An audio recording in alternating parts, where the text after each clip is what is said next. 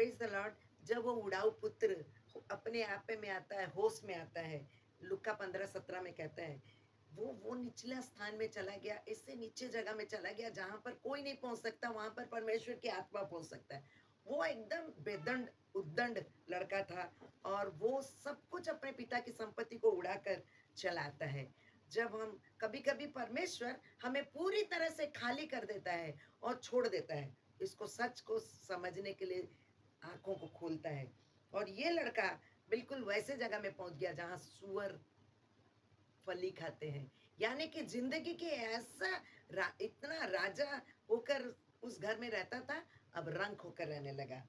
और वहाँ पर उसे किसी ने जगाया मानो, "ऐ उठो, ये जगह तुम्हारा नहीं है, उठकर अपने पिता के पास जाओ, उस परमेश्वर पिता के पास जाओ।" तब वो अपने आपे में आता। किसने उसे जगाया? परमेश्वर की आत्मा।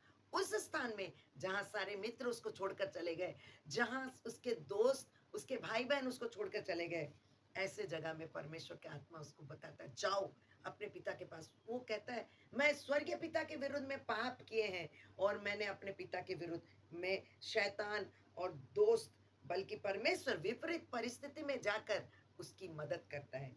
और वो पवित्र नहीं था, वो साफ नहीं था, लेकिन पवित्र पर्वत पर्वत से उतरकर परमेश्वर स्वयं उस अपवित्र जगह में जाकर उसे साफ करता है और उससे अपने आपे में लेके आता है। बहुत सारे लोग सोचते हैं, जब मैं सब कुछ खत्म कर लूँगा तब जाके वापस लौटूँगा। नहीं, नहीं, हमारे पास में ज़िंदगी के थोड़े पल बचे हैं। परमेश्वर की कृपा तक पहुँचने के लिए हमें उसके पास लौट आना है, होश में आना है, वापसी बहुत ज़रूरी है। शायद आज सोचते होंगे कि हमें वापस जाना चाहिए, बस यही बात है। परमेश्वर हमें अपने हाथ को बहला के रखा है और जब हम उसके पास दौड़ कर आएँगे, वो अपने बाहों में भर लेगा। जैसे उड़ाऊ पुत्र को एक बार मन फिराने का मौका दिया।